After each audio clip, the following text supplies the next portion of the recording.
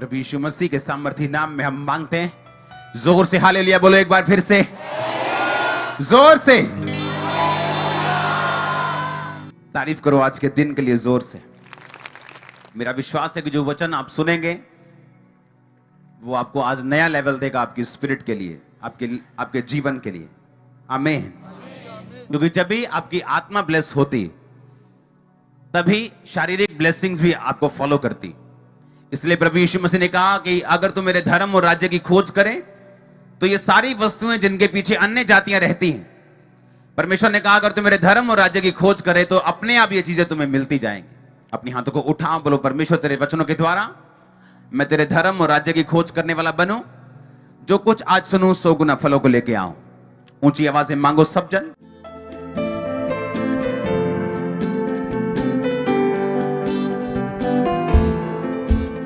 प्रभु यीशु मसीह के सामर्थी नाम में हम मांगते हैं। यशायाह 9 उसकी 6 आयत, क्योंकि हमारे लिए एक बालक उत्पन्न हुआ और हमें एक पुत्र दिया गया है और प्रभुता उसके कांधे पर होगी और उसका नाम अद्भुत युक्ति करने वाला, पराक्रमी परमेश्वर, अनंत काल का पिता और शांति का राजकुमार रखा जाएगा। सब बोलो आमीन।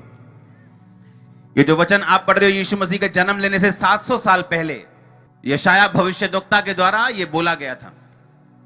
यीशु मसीह के जन्म से 700 साल पहले कि हमारे लिए एक बालक उत्पन्न हुआ, हमें एक पुत्र दिया गया और प्रभुता उसके कांधे पर होगी और उसका नाम अद्भुत युक्ति करने वाला, पराक्रमी परमेश्वर, अनंत काल का पिता और शांति का राजकुमार रखा जाएगा। हाँ, उसकी प्रभुता सर्वदा बढ़ती रहेगी, उसकी शांति का अंत ना होगा। इसलिए वह उसको दाऊद की राज गद्दी पर इस समय से लेकर सर्वदा के लिए न्याय और धर्म के द्वारा स्थिर किए और संभाले रहेगा। सेनाओं की यहोवा की धुन के द्वारा यह हो जाएगा। उसकी प्रभुता सर्वदा बढ़ती रहेगी। इसका मतलब जिसके बारे में बात की जा रही थी यह कोई इंसान नहीं हो सकता, क्योंकि कोई भी इंसान ऐसा नहीं है जिसकी प्रभुता, जिसका राज्य हमेशा बढ़ता रहे, क्योंकि एक दिन उसको धरती छोड़ के जाना पड़ता है। उसकी शांति का अंत ना होगा। इसका मतलब ये कोई शांति का अंत ना होगा, इसका मतलब ये कोई इंसान की बात नहीं हो रही, क्योंकि एक इंसान की भी शांति का अंत होता है जब वो इस दुनिया को छोड़ के चला जाता है। परमेश्वर ने कहा वो सर्वदा के लिए न्याय और धर्म के द्वारा स्थिर किए और संभाले रहेगा। प्रभुता उसके कांधे पर होगी, वो अद्भुत युक्ति करने वाला, पराक्रमी परमेश्वर, अनंत काल का पिता और शांति का राजकुमार, उसका नाम रखा जाएगा। उसका नाम क्या रखा जाएगा? शांति का राजकुमार। उसका नाम क्या रखा जाएगा? अनंत काल का परमेश्वर। उसका नाम क्या रखा जाएगा? अद्भुत युक्ति करने वाला, पराक्रमी परमेश्वर। यीशु मसीह के पास आने के बाद अगर आप वचनों को नहीं जानते कि वचन में क्या लिखा है, तो उसी के कारण शैतान हमें भरमाने की कोशिश करता है। और इसीलिए आपको वचन बताया गया था कि सच्चाई से अपनी क्या कसनी है। कौन सी कमर? ये 36 वाली, 32 वाली कमर, 38 वाली, 40 वाली कमर के ये वाली कमर? हां, ये कमर। और किससे कसनी है? और सच्चाई क्या है? परमेश्वर का। उसने कहा सच्चाई से अपनी कमर कस, ताकि शैतान जब तेरे इसी बुद्धि में, इसी दिमाग में अटैक करने के लिए सवालों के साथ, अविश्वास के साथ, व्यभिचार के साथ, पाप के साथ आए, तेरे दिमाग में इतना वचन हो तो उसका सामना कर सके। जब भर्ती होती है सिपाही की तो उसको बताया जाता है कि अपने सीनियर का तू हुक्म मानेगा। अगर तेरा सीनियर बोलेगा कि तू 10 की तुम्हारी स्ट्रेंथ है और तुमने 100 के साथ लड़ना है तो तुम मना नहीं कर सकते।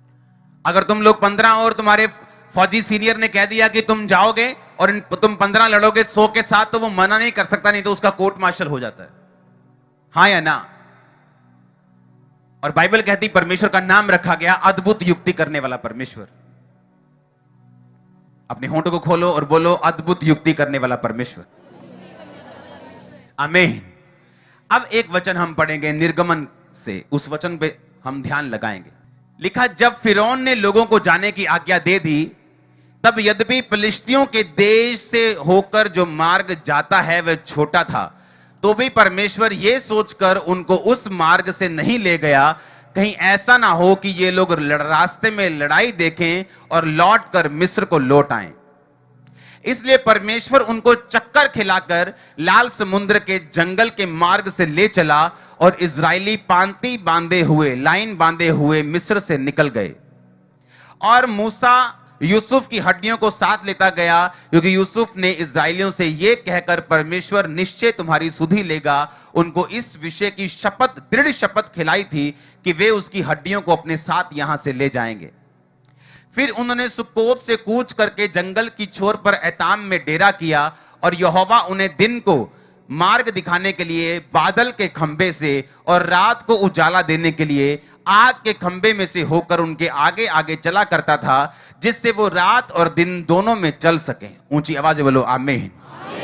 उन्होंने ना तो बादल के खंबे को दिन में, ना ही आग के खंबे को रात में लोगों के आगे से हटाया। अगर आप ध्यान से पढ़ें तो बाइबल कहती है जब परमेश्वर इजरायलियों को मिस्र से निकाल के ले आया, रात को जब प्रभु भोज लिया और सारे छूट गए और सब निकलने लगे, बाइबल कहती है परमेश्वर ने कहा यह मार्ग जो फलिश्तियों के देश से होकर जाता है ये छोटा है। ये रास्ता क्या है? यानी सामने कनान देश था, कुछ ही पैदल कुछ ही घंटों का रास्ता, पैदल 3 दिन का मार्ग लिखा बाइबल में, पैदल। लेकिन बाइबल कहती परमेश्वर ने कहा मैं जानबूझ के इनको छोटे रास्ते से लेकर नहीं जाऊं। और बाइबल कहती परमेश्वर लंबे रास्ते से ले गया। आगे आयत में लिखा कि परमेश्वर उनको चक्कर खिलाकर, बोलो चक्कर खिलाकर। ये चक्कर किसने डाला? शैतान ने। किसने डाला? कई बार आप फ्रस्ट्रेट हो जाते हैं परमेश्वर से, आप खींच जाते हैं खुदाबंद से कि प्रभु ये देख सामने रास्ता है, ये देख अगर ये वीजा लग गया, ये देख अगर ये हीलिंग हो गई, ये देख अगर देख मेरी उम्र 40 हो गई, अगर मेरी शादी अभी हो जाए, ये देख कितनी बड़ी गवाही बनती। और इजरायली सोच रहे थे कि हमने तो सुना है ये कनान देश बिल्कुल साथ में है, हम अभी चलेंगे परसों चौथ पहुंच जाएंगे। लेकिन परमेश्वर ने उनके दिल दिमागों पर कब्जा किया, 20 लाख लोगों के दिमाग पे कब्जा किया और उनको जंगल के मार्ग से ले गया। किसी के दिमाग में नहीं आया कि हम गलत रास्ते जा रहे हैं, किसी का नेविगेशन काम नहीं किया। बड़े बुजुर्ग थे वहां पे, बड़े सियाने लोग थे, किसी की सियानत काम नहीं की, क्योंकि परमेश्वर ने उनके दिल, उनके दिमाग, उनके सर्कमस्टेंसेस के ऊपर कब्जा कर लिया था। जिस दिन आप परमेश्वर को अपना जीवन देते हैं और पूरी तरह से तन मन से आप प्रभु के हो जाते हैं, आप पाप छोड़ देते हैं, बपतिस्मा लेते हैं, खुदाबंद के साथ प्योरली साफ और शुद्ध दिल से आप चलना शुरू करते हैं। लेकिन फिर भी ऐसे इंसिडेंट, ऐसी घटनाएं, ऐसी चीजें आपकी लाइफ में होती हैं, आपको लगता है ये नहीं होनी चाहिए थी, आपको लगता है ये नहीं होना चाहिए था। अगर परमेश्वर ऐसा कर देता तो क्या जाता? मेरे ग्वांडी का ब्याह हो ही गया, उन्हें तो बरकत मिली गई है, ओदा भी तो वीजा आ ही गया। लेकिन परमेश्वर जानता था कि अगर ये बरकत इनको अभी मिलेगी, ये लंबा रास्ता तय नहीं कर सकेंगे, और जैसे ही फिरौन राजा इनके पीछे मारने के लिए आएगा, ये भाग जाएंगे। और परमेश्वर उनको जंगल के मार्ग से ले गया। अब सामने क्या था? समुद्र, और पीछे क्या था? फिरौन की सेना। जब उनको मारने के लिए वो आया, अब उनके पास कोई रास्ता नहीं था पीछे भागने का। तब परमेश्वर ने काम किया, और क्या किया? समुद्र को 2 भाग किया। अगर परमेश्वर उनको आसान रास्ते पे लेके चलता, वो कभी भी परमेश्वर के बड़े काम को अपनी जिंदगी में ना देख पाते। अगर परमेश्वर उनको आसान रास्ते पे लेके चलता, वो परमेश्वर की महिमा को अपनी लाइफ में कंप्लीटली कभी ना देख पाते। कितने मेरी बात को आज समझ रहे हैं? परमेश्वर ने कहा मैं उनको चक्कर खिलाकर उस रास्ते से लेके जाऊंगा जो लंबा है। क्रिश्चियनिटी में अगर ऐसे दिन नहीं आए जब आपको फ्रस्ट्रेशन होती कि ऐसा क्यों हो रहा है, ये मेरी लाइफ के साथ ऐसा क्यों हो रहा है, ये मेरी चर्च के साथ ऐसा क्यों हो रहा है। हर चर्च की अलग अलग कहानी। अमेरिका में एक चर्च थी, वो चर्च बहुत जल्दी ग्रो हुई, बढ़ती गई बढ़ती गई बढ़ती गई, और वो टेंट में चर्च लगाते थे। और उस चर्च की टेस्टिमनी है कि जब भी वो कोई जगह देखने के लिए जाते थे और जगह लेते थे, वो जगह में हमेशा गड़बड़ निकलती थी और हमेशा उनको पैसे वापस लेने पड़ते थे, उनका सौदा कैंसिल होता था हमेशा, जब भी उन्होंने कुछ करना। और ये 1 बार 2 बार 7 बार 10 बार नहीं, कितनी बार उनके साथ। और वो चर्च बढ़ती बढ़ती बढ़ती परमेश्वर ने इतनी बढ़ा दी कि वो दुनिया की सबसे बड़ी टेंट चर्च बन गई। हमारी चर्च से पहले की बात है, अभी हमारी, हालेलुया। लेकिन हमारी चर्च का ये टेस्टिमनी नहीं है। हम जहां भी ले रहे हैं खुदावंद की ग्रेस, मेरी अलग टेस्टिमनी। आप समझ रहे हैं मेरी बात को? हर एक व्यक्ति की टेस्टिमनी अलग है, हर एक बंदे की लाइफ में टेस्टिमनी अलग है। हर एक व्यक्ति की लाइफ में ये सीजन आता है, ये टाइम आता है जब उसको फ्रस्ट्रेशन फील होती कि मेरे साथ ही ऐसा क्यों हो रहा है। मैं पूरा ध्यान लगा रहा हूं इस चीज के ऊपर, सब कुछ सही कर रहा हूं, लेकिन ऐसा क्यों? आप नहीं जानते, परमेश्वर आपको बचाना चाहता है। उसकी लाइफ, आपकी लाइफ के लिए उसका प्लान बड़ा है, जो अभी आप अपनी इन आंखों से और इस समझ से नहीं देख पा रहे। और जब इजरायली आगे बढ़े, लाल समुद्र के पास खड़े हुए, तो उनको मालूम हुआ कि परमेश्वर उनके डर से उनको टेम्परेरी निजात नहीं देना चाहता था।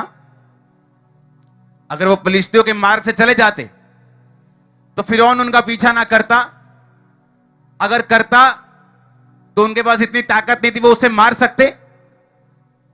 हमेशा वो डर इस्राएलियों के दिल में रहता, कनान पहुंचने के बाद भी, कि पता नहीं किस दिन फिरौन आएगा और हमें ले जाएगा। हम बरकत तो ले रहे हैं, खुदावंद तो हमारे साथ है, पर पता नहीं किस दिन फिरौन आएगा और हमें ले जाएगा। वो हमेशा डर में जीते। पर बाइबल कहती है उनके डर से सदा की निजात दिलवाने के लिए परमेश्वर उनको चक्कर खिला के लेके गया, लेकिन वो फ्रस्ट्रेशन वाला टाइम था। लेकिन परमेश्वर पे भरोसा किया, लाल समुद्र सामने आया, लाल समुद्र दो भाग किया। फिरौन सोचा कि जैसे ये नदी इस समुद्र से ऐसे निकल गए, मैं भी निकल जाऊंगा। जब फिरौन निकला, समुद्र पैक कर दिया परमेश्वर ने और सारे खत्म हो गए।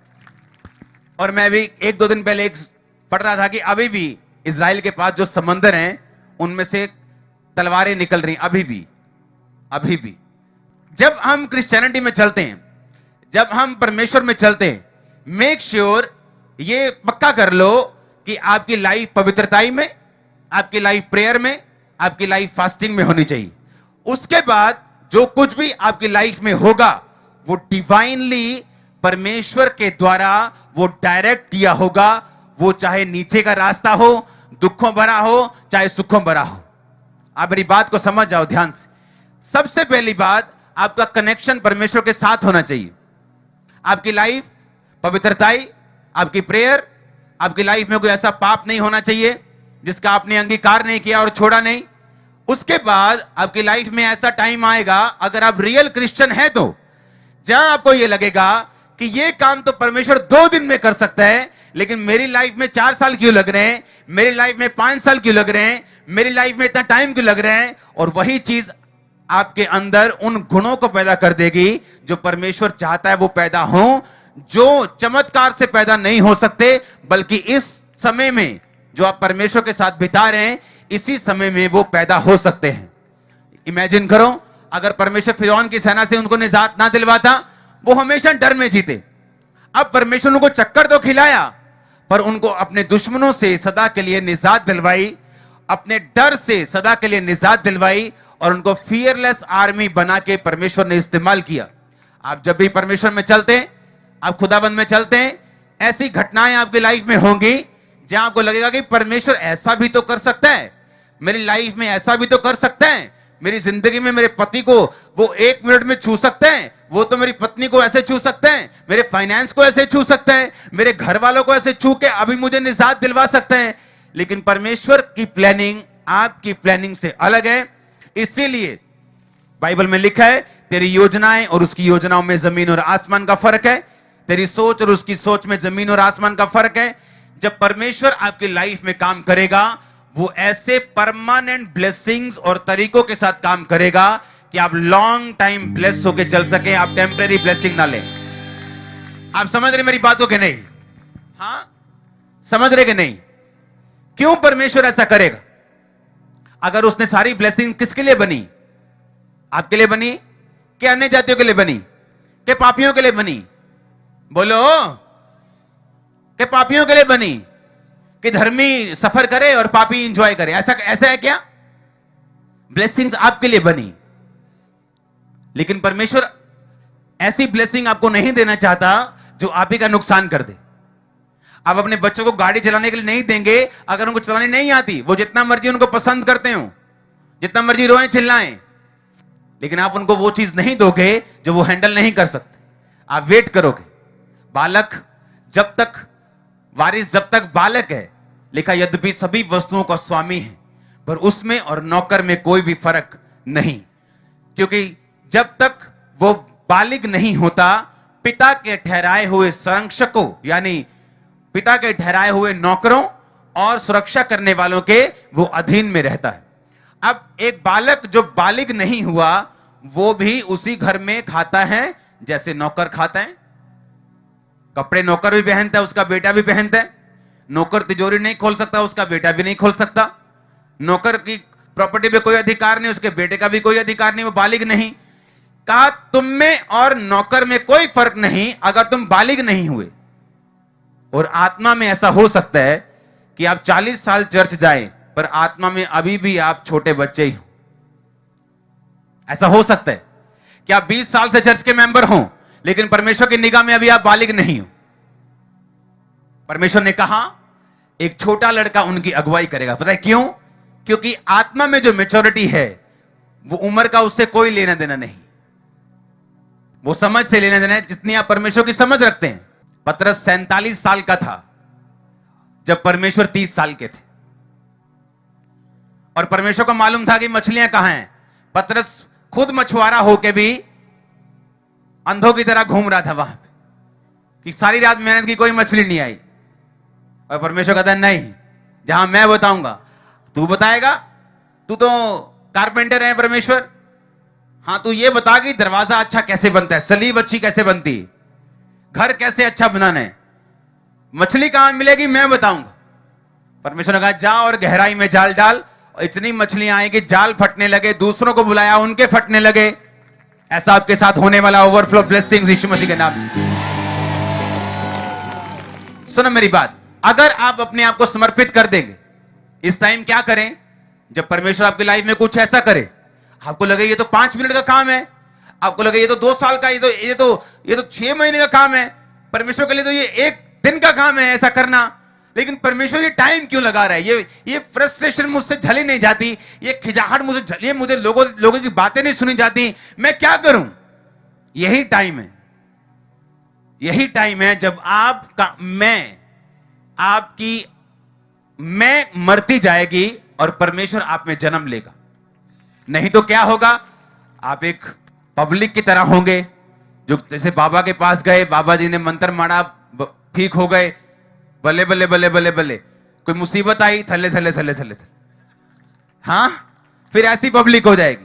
लेकिन जब परमेश्वर आपको ऐसे लेके जाएगा, आपको मालूम होगा पिछली बार क्या हुआ था, आपको मालूम होगा 2004 में क्या हुआ था, आपको मालूम होगा कि 2008 में क्या हुआ था। फिर आप मैच करेंगे, आप बोलेंगे अगर तब उसने छुड़ाया था, अब भी वो छुड़ाएगा। दाऊद कहता वो क्या हुआ था पिछले कुछ सालों में, उसने मुझे शेर के पंजे से छुड़ाया। क्या हुआ था पिछले सालों में? उसने मुझे भालू के पंजे से छुड़ाया और मैंने दोनों को मार दिया। मैं इस खतना रहित फलिश्ती गोलियत को भी मार दूंगा। इमेजिन करो अगर दाऊद की लाइफ में मुसीबत आती नहीं, लेकिन जब शेर सामने आया होगा, दाऊद ने समझा होगा लो आज मेरी जिंदगी का आखिरी दिन है। और परमेश्वर यह चाहता था कि वो इन मुसीबतों से लड़े, मजबूत हो, ताकि जब राजा की कुर्सी पे बैठे, ये मुसीबतें आने के ऊपर घबराए नहीं।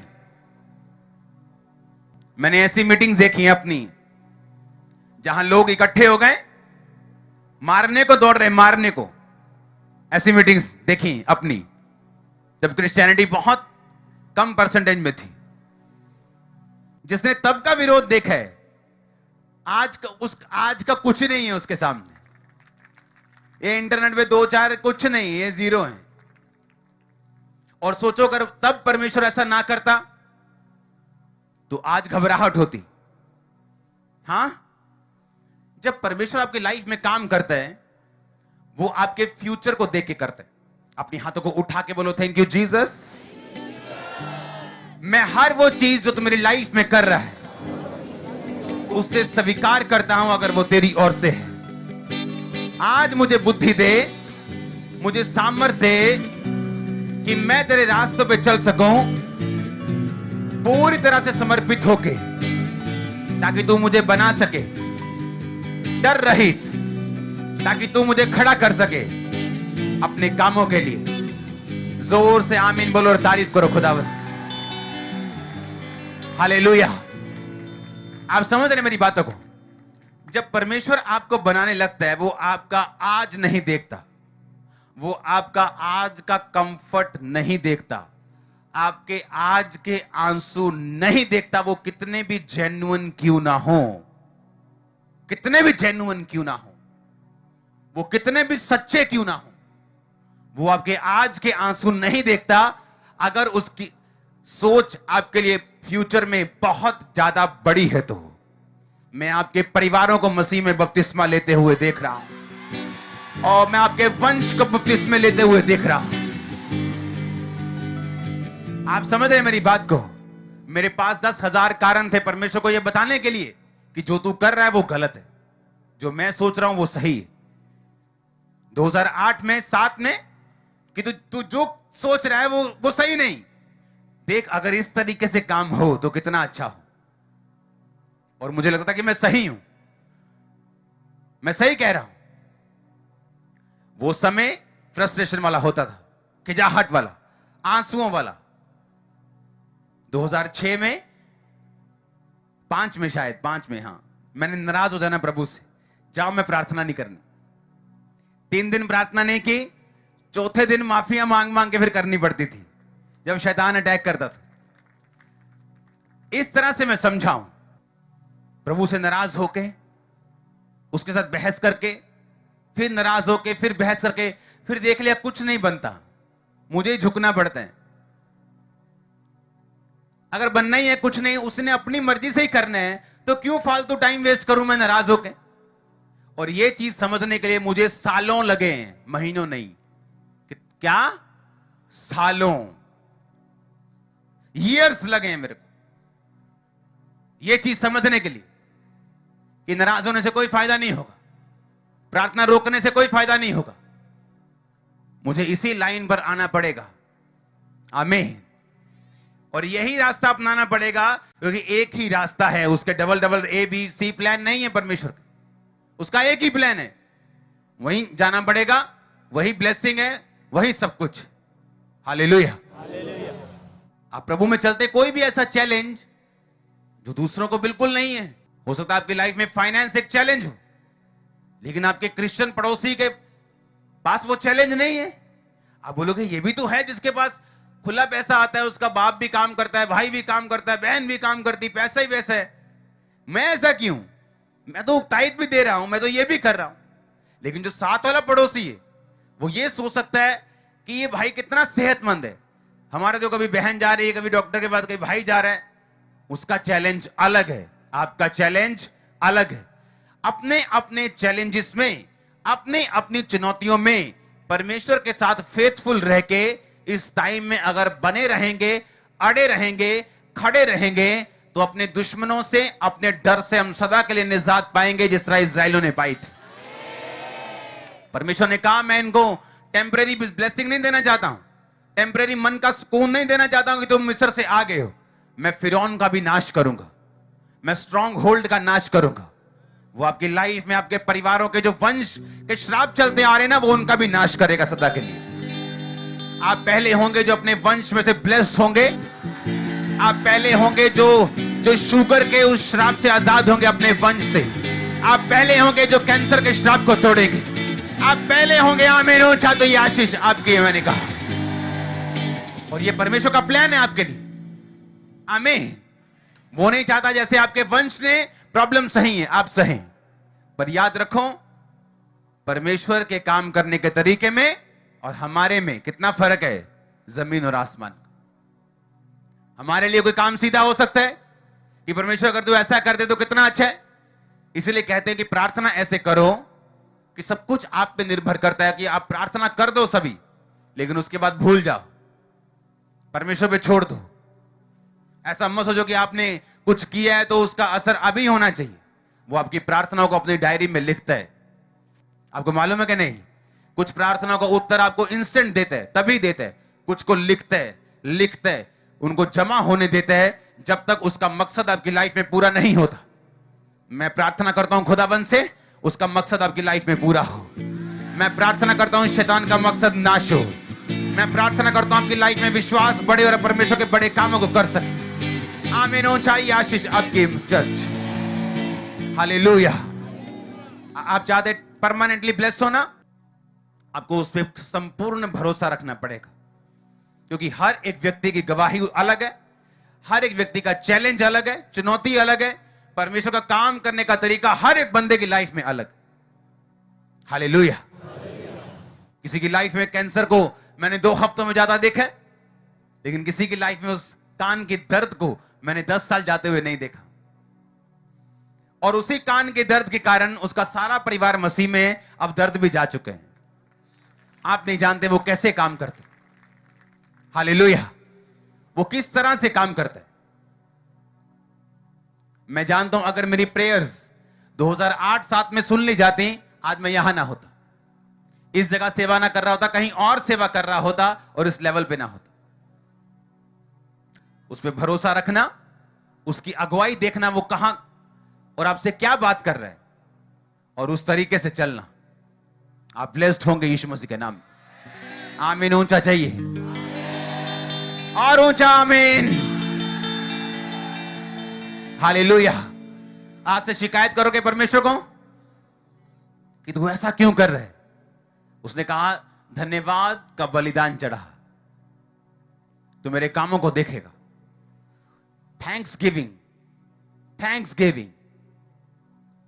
प्रॉब्लम सिर्फ शरीर है। शरीर आत्मा के विरोध में, आत्मा शरीर के विरोध में हर वक्त चलते हैं, ताकि जो तुम करना चाहते हो, बाइबल कहती, ना कर पाओ। हम क्या करना चाहते हैं? हम परमेश्वर की मर्जी चलना चाहते हैं। हम परमेश्वर के कामों को पूरा करना चाहते हैं। हम फ्रस्ट्रेशन में भी, खिजाहट में भी, उन टाइम पे भी हम परमेश्वर के साथ वफादार रहना चाहते हैं। हाँ या ना? लेकिन लिखा शरीर तुम्हें नहीं चाहता कि तुम इन वफादारी में रहो, और वो हर वक्त आत्मा के खिलाफ लड़ता है। बाइबल कहती है जवानी की अभिलाषाओं से भाग, पवित्रताई का पीछा कर, मेल मिलाप का पीछा कर। अगर ये बातें हम में रहेंगी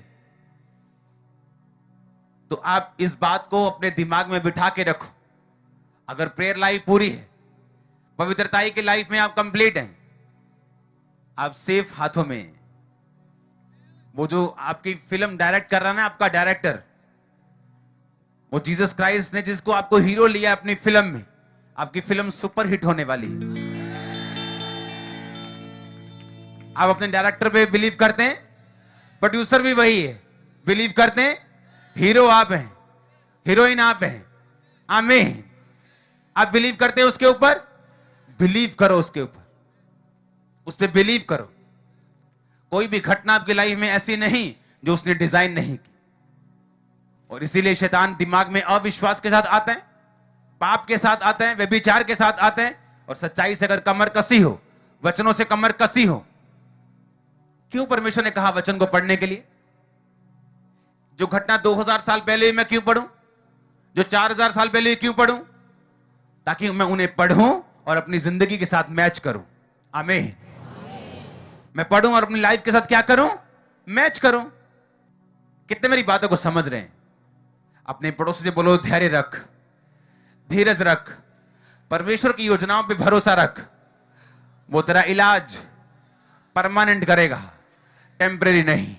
तारीफ करो जोर से। आप बिलीव करते हो आपका बिजनेस खुदाबंद के हाथों में? आप बिलीव करते हो आपका फाइनेंस, आपकी लाइफ, आपका परिवार, आपकी सेहत परमेश्वर के हाथों में? जो आपका पार्ट है उसे पूरा करो। अगर हेल्थ चाहिए, रोज प्रेयर करो, रोज प्रेयर करो, बाकी सब कुछ परमेश्वर पे छोड़ दो। फाइनेंस चाहिए, अपना प्रेयर करो, पवित्रताई में रहो, बोवो, सब कुछ कंप्लीट करो, बाकी सब कुछ परमेश्वर पे छोड़ दो। वो कहता है किसी मजदूर की मजदूरी मत रखना और शाम तक उसकी मजदूरी को उसको दे देना, ऐसा ना हो कि वो मेरी दुहाई दे और तू पापी गिरा जाए। अगर वो किसी मजदूर की मजदूरी नहीं रखता तो बाइबल कहती वो तुम्हारी प्रार्थनाओं को, तुम्हारी मेहनत को तो तुम मसीह में करते हो, वो नहीं भूलता। अगर वो किसी की मजदूरी हमें कह रहे हैं कि तुम मत रखना, क्या हमारी मजदूरी वो रख लेगा? क्या हमारी प्रार्थना का उत्तर नहीं देगा? कड़क हो जाओ, अड़ जाओ और खड़े हो जाओ। आमीन। और आप ब्लेस्ड होंगे। आमीन। आप समझ रहे मेरी बातों को? नहीं, वो हमारे हिसाब से काम करे जरूरी नहीं, हमारी टाइमिंग के हिसाब से काम करे वो जरूरी नहीं। अगर दाऊद ऐसा करता कि जिस दिन शेर आया उसे मारने के लिए, घर में जाता और बोलता कि आज तो बाद मैंने नहीं जाना वहां पे काम करने के लिए, मेरे को शेर आ गया था मारने के लिए। उसने परमेश्वर पे भरोसा रखा, इसीलिए हर कोई ग्रेट लेवल तक नहीं पहुंचता। यीशु मसीह ने कहा अगर लोग वचनों पे चल लेंगे तो भी 3 लेवल पे आएंगे, 30 गुना, 60 गुना, 100 गुना। हर एक व्यक्ति टू मच ग्रेट लेवल पे नहीं पहुंचता। क्यों? उसके लिए फेथ चाहिए होता, विश्वास चाहिए होता कि अगर परमेश्वर ने मेरी ड्यूटी लगाई है इन भेड़ बकरे को चलाने की, शेर भी आ गया तो मैं हटूंगा नहीं, भालू भी आ गया तो मैं हटूंगा नहीं। वही उसकी ट्रेनिंग थी। वहीं उसने गोफन चलाना सीखा जिससे उसने गोलियत को मारा, वहीं उसके अंदर दिलेरी आई, वहीं परमेश्वर के वचन में भरोसा आया, वहीं पर उसने अकेलेपन में भी परमेश्वर की महिमा करनी सीखी, दुनिया से अलग रहा, पाप से अलग रहा। आप नहीं जानते परमेश्वर किस तरह से काम करता आपकी लाइफ में।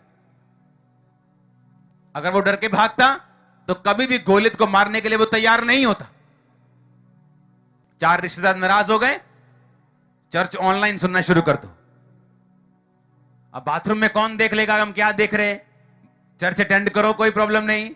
रिश्तेदारों से फ्री हो गए, रिश्तेदार भी मान गए, परमेश्वर जी भी मान गए।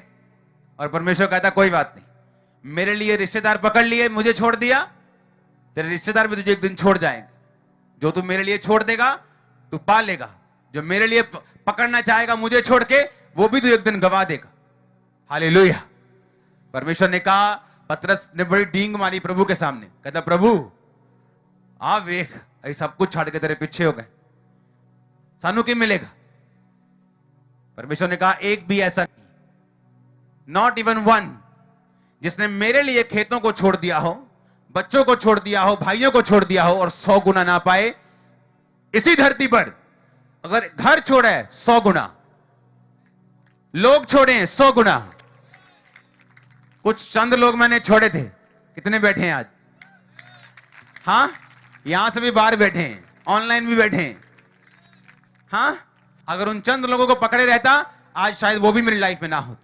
परमेश्वर ने चाहता आप भिखारी बने, आप भिखारियों जैसे सोच रखें, छोटी सोच रखें। वो आपको दलेर करना चाहता है, शेर और शेरनियों की तरह। वो नहीं चाहता आप मी करते फिरें लोगों के सामने। No no no no no, ऐसा पॉसिबल ही नहीं। अगर परमेश्वर का आत्मा आपके अंदर है, वो आपको बनाएगा, वो स्ट्रांग करेगा, आपको इतनी गवाहियां देगा कि आप मुंह खोल सको उनके सामने। मैं आपको सच कह रहा हूं, बने रहो, खड़े रहो। इतनी टेस्टिमनीज वो देगा कि जिनका मुंह आज आपके खिलाफ खुलता है, आपका मुंह जब खुलेगा वो शर्मिंदा होगा। ऐसा होता है, ऐसा होता है। लेकिन क्या आप परमेश्वर को मौका देंगे वो आपकी लाइफ में काम करे, या आप उसके सलाहकार बनना चाहेंगे? कुछ लोगों ने यीशु मसीह को गाड़ी में तो बिठा के रखा है, पर उसको स्टीयरिंग नहीं दिया, गाड़ी खुद ही चला रहे हैं।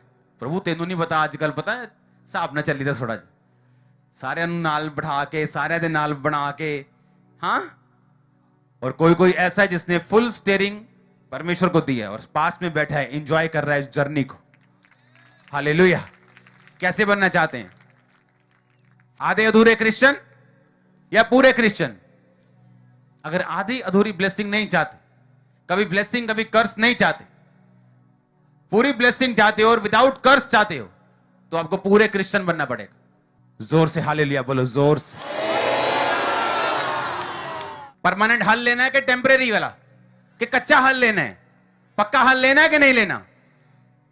और परमेश्वर इसीलिए जब आपके विश्वास को परखता है, आपके बच्चे चमकने वाले, आपके विश्वास को परखता है, आपकी चर्च ब्लेस होगी, आपके विश्वास को परखता है, आपके फाइनेंस को वो बढ़ाएगा, और जब वो अपने तरीके से उसे बढ़ाएगा, उसे कम नहीं होने देगा, उस परिवार को वो टूटने नहीं देगा। कितने मेरी बात को समझ रहे हैं? आप फ्री हो गए कि नहीं? फिर सब ड्रामों से आजाद हुए कि नहीं? हां, अपने हाथों को उठा, बोलो मैं कभी कंप्लेंट ना करूंगा।